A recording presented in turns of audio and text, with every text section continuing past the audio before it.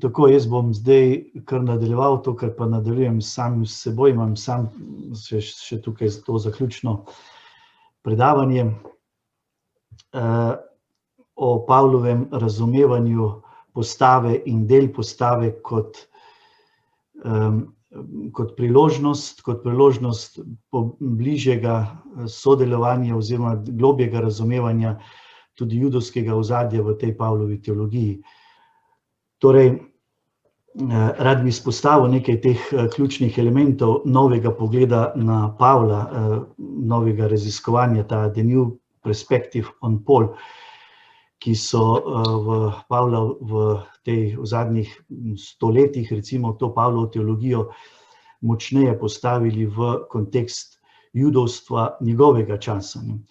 Ta celovit pogled na apostola Pavla je, verjamem, ena zelo močna podlaga za poglabljanje, včasih pa tudi za ozdravljanje, za razvoj odnosov med Judi in kristjani. Saj vemo, da je pravzaprav vedno znova nekje v ozadju teh konfliktov bila pravzaprav interpretacija bibličnih tekstov, še posebej tekstov apostola Pavla. Torej, ob pripravi obeleževanja 500-letnice začetka reformacije, 99. leta, oktobra 99. leta so v Augsburgu predstavniki Svetovne zveze luteranskih cerkva in predstavniki katoliške cerkve podpisali tako imenovano izjavo glede nauka o opravičenju, s katero so luteranske in katoliški teologi potrdili te skupne poglede na naše opravičenje z Božjo milostjo po veri v Jezusa Kristusa. S tem pomembnim dokumentom na nek način se je nekako potrdilo to temeljno soglasje, da je vera pravzaprav tisti ključni, najpomembnejši dostop do Boga, do odrešenja, do zaveze, in s tem se na nek način pravzaprav smo se na nek način močneje potem tudi vrnili ali pa osredotočili na problem ali pa na prizadevanje apostola Pavla na začetku krščanstva, da bi pokazal res tudi to ekskluzivno in posebno in odločilno vlogo vere za naše opravičenje. Res pa je, da je pri interpretaciji tako vere kot opravičenje, kot del postave, pravzaprav od te interpretacije precej odvisno tudi to naše razumevanje in pa naše sodelovanje ali pa razumevanje vsaj judovske teologije oziroma judovstva kot takega. Tako da je bil res s to skupno izjavo narejen velik napredek v razvoju ne samo ekumenskega gibanja, ampak tudi je tudi spodbudilo potrebo po teh bolj temeljitih študijah pavlinske teologije v kontekstu izvornega judovstva, kot lahko rečemo. K tem premikom, k tem poglabljanjem tega medreligijskega dialoga se mi zdi, da je res bistveno vplivalo to raziskovanje, ki se je v 70. letih prejšnjega stoletja predvsem v protestantskem okolju razvilo pod tako imenovanim imenom The New Perspective on Paul.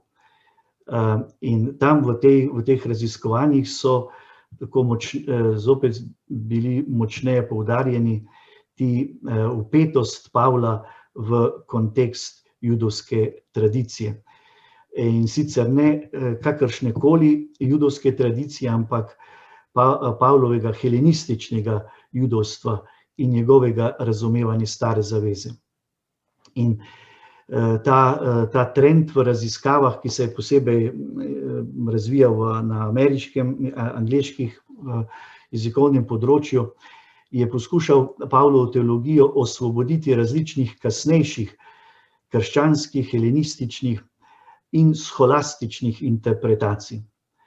Ni namreč dvoma, da je na primer Avguštinova, pa potem tudi Lutrova interpretacija Pavlovega razumevanja greha, milosti pa opravičenja da je ta interpretacija zelo pogosto temeljila na precej stereotipnih, da ne rečemo direktno tudi negativnih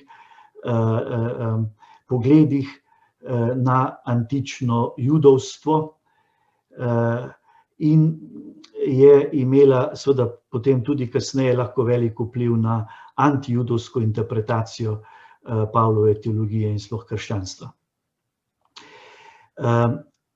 Zadnje stoletje lahko rečemo, da je bilo nedvomno v raziskavah Pavlove teologije bistveno zaznamovano prav za to znamenito tezo Rudolfa Bultmanna, da je nauk o opravičenju iz vere, ki ga je Pavel najbolj jasno predstavil v pismu Galačanom in Rimljanom, njegovo osrednje teološko in kristološko oznanilo, torej pravzaprav središče Pavlove biblične teologije. Vse, kar je Pavel povedal teološkega, naj bi se po Bultmannu odražalo v tem njegovem nauku, oznanilu o opravičenju. In ta interpretacija je kar nekaj desetletij, stoletje lahko rečemo, pa morda še vse do danes prevladovala tako v protestantskih kot v katoliških bibličnih raziskavah, čeprav je bilo slišati tudi drugačne glasove. Številni so namreč opozarjali, da je takšna interpretacija Pavlove kerigme preozka, da je izrazito antropološka, da je individualistična, predvsem pa, da premalo upošteva to realno zgodovinsko osebo Jezusa Kristusa kot zgodovinsko in s tem tudi judovsko, realno, konkretno judovsko ozadje Pavlove osebe in njegove teologije. Tako so že pred Bultmannom nekateri postavljali tak koncept, tako osredotočenje na vse, na to teologijo opravičenja malo pod vprašaj. Tako so med najodmevnejšimi predhodniki te novega pogleda spada gotovo švedski ekseget Stendhal, ki je v svojih raziskavah že v 60. letih kritiziral izkrivljeni zahodni način branja pavlinskih pisem. Pavlova interpretacija pravi, na Zahodu je vse od Avguština preko srednjeveške pobožnosti, pa potem Lutra, vse do Bultmanna sledila tej tendenci tega zoženega individualnega razumevanja človekove krivde in opravičenja, ki zadeva v prvi vrsti posameznika.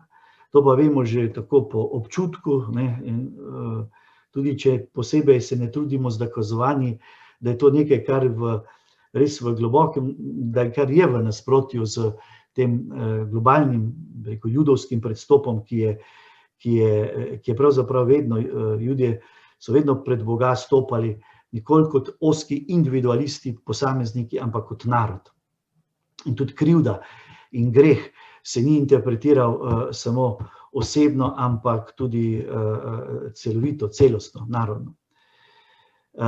Po Stendhalu Pavel odpira veliko bolj temeljno vprašanje odrešenja, to je, da gre za sprejetje novega življenja in ne zgolj za, bi rekel, ozko vprašanje glede veljavnosti postave del.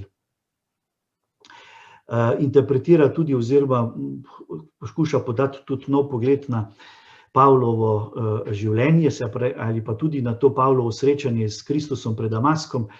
Pravi, da zanj to srečanje ni pomenilo spreobrnenja v vesti, saj sam Pavel pravi samo to, da pozablja to, kar je za njim, in sprejema pa novo preroško poslanstvo. To je ponesti oznanilo o Kristusu ali pa Kristusa tudi poganom, dejansko oznanilo postave tudi poganom. Pavlove izjave o opravičenju zato niso izjave v prvi vrsti o človeški grešnosti, o njegovi potrebi po odrešenju na splošno, temveč so izraz prepričanja, da so se v Kristusu izpolnile obljube odrešenja, ki so bile preko Abrahama dane vsem narodom. Pavel priznava prednost Judov, ki je v tem, da so prav njim zaupanje Božje besede in to jim ne bo nikoli preklicano. Tako da pravi, da je potrebno te Pavlove izjave o upravičenju bolj razumeti v ekleziološkem kot pa v antropološkem smislu. Dejanski začetnik tega novega pogleda je bil ameriški ekseget Parrish Sanders, ki je v 70. letih se močno posvetil raziskovanju palestinskega judovstva med leti 200 pred Kristusom do 200 po Kristusu. In se mi zdi, da to je bilo pravzaprav tisti odločilen premik, da se pravzaprav Pavla ni več upoštevalo samo v kontekstu tega hebrejskega, starega, bibličnega, se pravi bibličnega judovstva, ki sega tja do prve knjige Pentatevha, ampak da se je upoštevalo tudi ta kontekst tega boja judovstva z vplivi, negativnimi vplivi helenizma, ki so se v teh letih, 200 pred Kristusom, pa potem 200 po Kristusu pravzaprav tudi bistveno zaznamovali judovstvo kot tako, zato ker se je veliko bolj moralo ukvarjati z apologetičnimi vprašanji, kakor pa samo z poglobljenimi teološkimi.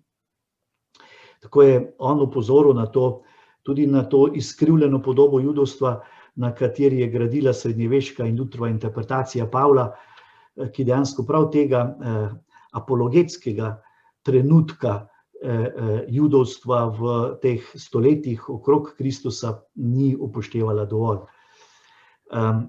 Tako je bil kritičen do odnosa in prevlade pravzaprav Lutrove interpretacije Božje pravičnosti in del postave v Pavlovo teologijo, ki se pravzaprav vleče vse do današnjih dni.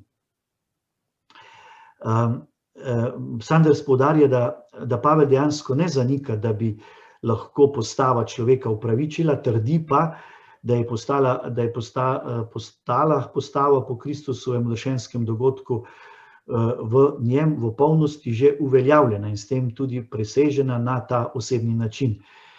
In še to se mi zdi pomembno, da ta trditev, da Pavel ne išče, tako kot Luther, rešitve, kako je mogoče izpolniti postavo, da bi našel potem odgovor v pravičnosti iz vere, ampak razmišlja ravno obratno. Izhaja iz milosti in razmišlja o tem, kako bi ta namreč milost dosegla slehernega človeka in mu odprla pot do odrešenja. Protestantska interpretacija Pavlove antiteze med milostjo in deli postave izhaja po Sandersu iz popačene podobe judovstva kot religije postave, ki je Lutrove polemične izjave proti delom opravičenja interpretirala v zgodovinskem kontekstu srednjeveške cerkve. In jih na tak nezgodovinski način, pravzaprav na abstraktni način, celo lahko rečemo, če nočeš na nek scholastični način obrnila na Pavlovo polemiko z judovstvom njegovega časa. V judovstvu postava ne pomeni zgolj zbirke predpisov, ki jih mora človek izpolniti, da bi lahko vstopil v zavezo, ki jo je Bog sklenil z Izraelom, ampak predstavlja ta postava celotno vsebino zaveze in je tako znamenje pripadnosti Božjega ljudstva. Postava je na nek način pač način življenja. Sandersova zasluga je nedvomno v tem, da je pokazal, da je potrebno Pavla interpretirati znotraj konteksta judovstva njegovega časa, se pravi prav v tem obdobju 200 pred in po Kristusu. V tem kontekstu naj bi tudi Pavel ločeval med postavo kot božjim razodetjem, ki vzpostavlja zavezno ljudstvo, in deli postave, ki ohranjajo njeno istovetnost in zagotavljajo ločenost od ostalih narodov. To se mi zdi glavni poudarek in tudi za nas ena taka glavna rešitev, da nekako osvobodimo to kritiko postave, kritiko judovstva, zreducirano na en tak odnos, čudni odnos do teh del postave. Tudi Pavel in tudi judovstvo tistega časa, to sem pol kasneje tudi dokazal v analizi tekstov iz pisma Galačanom, v delih postave seveda ne vidijo sredstva, s katerim bi dosegli božje upravičenje, ampak to, da so dela postave v prvi vrsti namenjene zagotavljanju te identitete, judovske identitete in zagotavljanju te ločenosti od ostalih narodov, kar je pa dejansko upravičena in normalna, bi rekel, zahteva in pričakovanje ali pa tudi prizadevanje Judov, še posebej, če se zavedamo v tistem času, ko je bilo judovstvo pravzaprav zelo ogroženo tako s strani helenizma kot rimske sile.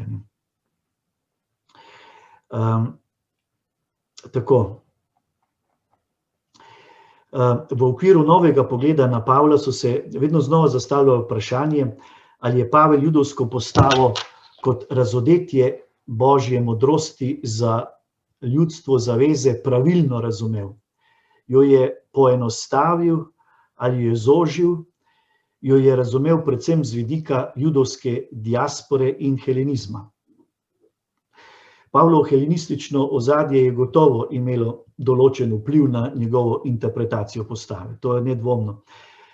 V pismih jasno uporablja grški termin za postavo, za hebrejski termin Tora, ki vemo, kako je širok, kako je zelo širok in kako težko ga je ali pa vsaj kritično, če ga bi samo enostavno lahko razumeli ena na ena z grškim terminom nomos, ki je v rimskem helenističnem kontekstu seveda prevladuje legalistična interpretacija tega termina.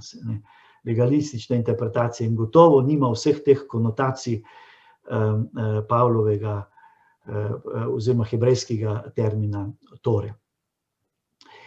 Torej, ta nov pogled na interpretacijo Pavla je najprej prinesel večjo pozornost na to vpetost Pavla v judovske dileme tedanjega časa. Stara zaveza in judovstvo tako pridobita ključni pomen za razumevanje Pavlove teologije. Pavel se zaveda teološke ukoreninjenosti evangeljske kerigme v to tradicijo, saj se pogosto v ključnih izjavah, to pa je seveda brez vsakega dvoma, v ključnih izjavah sklicuje na judovsko interpretacijo svetih spisov oziroma tekstov, in na tej interpretaciji, pa v bistvu na judovski interpretaciji oziroma argumentaciji gradi potem tudi svojo kristološko argumentacijo. Še več, skoraj dosledno, jasno, upošteva principe judovske hermenevtike. Tudi, če tako bolj natančno raziskujemo, jasno, da uporablja termine oziroma termine grško-rimske retorike, ampak tudi v ozadju tega je judovsko razmišljanje, je razmišljanje teh principov, recimo te primarne rabinske interpretacije, se s tekstom recimo razlaga, besedilo se z besedilom razlaga in ta pomen tega konteksta in te, bi rekel, žive besede, ki potem lahko v različnih kontekstih dobiva različne asociacije, to je, bi rekel, rezultat njegove zakoreninjenosti v jasno judovski interpretaciji. Ni to neka, bi rekel, grško-rimska ali pa potem še manj pa potem scholastična, še manj pa potem neka strašno akribična novoveška interpretacija besedil.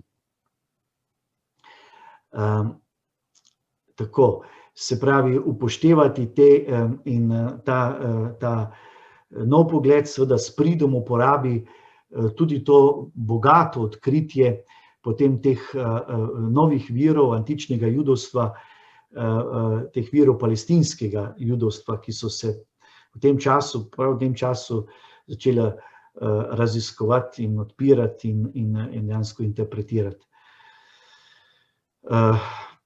Tako, bom zdaj poskušal kakšne stvari tukaj preskočiti, se pravi, Pavel torej, rečemo, ne razume postave kot neko posebno pot za dosego opravičenja. Tako so tudi dela postave odgovor izvoljenega ljudstva, v prvi vrsti odgovor izvoljenega ljudstva na zavezo, ki jo je Bog sklenil z njimi, ter znamenje njihove poslušnosti Božjemu klicu v zavezi. Tako imamo v 3. Mojzesovi knjigi v 18. poglavju takšne močne pasuse na to temo. Dela postave niso alternativa dobrim delom, kakor je zmotno včasih izpostavil ali pa je bilo vse interpretirano v Lutrovo razmišljanje ali pa Lutrova analiza. In se je kasneje to gotovo pokazalo kot ena izmed ključnih, rekel, slepih poti tega reformnega gibanja. Tak pogled pa je, taka interpretacija, recimo del postave, pa je gotovo zelo poškodovalo, če rečemo, ta pogled na krščansko-judovske odnose. Pavel in njegovi judovski nasprotniki v Galileji so si bili namreč tukaj edini, da človeka opravičuje samo Bog in po njegovi brezpogojni veri. Tukaj ni bilo razlike med Pavlovo, bi rekel, med Pavlovo interpretacijo pa interpretacijo teh njegovih judovskih nasprotnikov. Tako, če poskušam malo povzemati, apostol, torej Pavel, ostaja inspiracija vedno bolj pristnemu in partnerskemu judovsko-krščanskemu dialogu. Iz tega poglobljenega proučevanja Pavla v njegovem celitem teološkem zgodovinskem kontekstu lahko izpostavimo dve paradigmi, ki naj prispevata k poglabljanju in razvoju odnosa med kristjani in Judi. Prva ta paradigma je pot od posameznosti do občestva. Tako Pavel kot judovstvo postavljata v svoje izhodišče in središče vero v Boga, ki kliče ljudstvo v občestvo z njim. Vira in pot v to občestvo sta sad Božje zvestobe, njegovega milostnega klica. Temeljni odnos zaveze občestva je bil tako vzpostavljen po viri, ki rešuje tako Jude kot kristjane in jih dela Božje sinove. To temeljno resnico Pavel tako močno poudari, da ob njej zbledijo vse še tako pomembne konfesionalne, nacionalne ali človeške posebnosti. Poznamo tiste izjave, ni ne Juda, ni Grka, ni tako dalje, ki bi ločevale in se vzpostavlja torej neko temeljno občestvo, ki vključuje drugega in zmaguje nad posameznikom. Iz tega izhaja druga paradigma, ki vodi od ločevanja do pričevanja. Kakor se je spor v Antiohiji razrešil z vzpostavitvijo občestva na podlagi skupnega temelja v Božjem razodetju, tako se tudi danes kristjani in Judje so postavljeni pred skupni izziv, kako pričevati svetu za Boga zaveze in njegov odrešenski načrt. Na ta skupni izziv opozarja tudi izjava ortodoksnih rabinov z naslovom Izpolnjevati voljo našega Očeta v nebesih, ki je bila objavljena ob 50-letnici koncilskega dokumenta Nostra Aetate in predstavlja velik premik v krščansko-judovskih odnosih. V njej rabini ugotavljajo in potrjujejo, da imajo kristjani in Judje veliko več skupnega, kakor pa tega, kar bi jih ločevalo. Sodelovanje ni samo vljudnostna gesta, temveč nuja, ki izhaja iz skupne teološke perspektive. Zavezuje jih obljuba vsemogočnega o trajni zavezi s človekom. Zato oznanilo morajo Judje in kristjani skupaj pričevati, da bo vse človeštvo klicalo njegovo ime, kakor je zapisano, In po apostolu Pavlu lahko samo še pridamo, da se Bog ne kesa svojih milostnih darov in svojega klica, ki ga je, kot vemo, prvega namenil prav Judom. Tako, hvala lepa.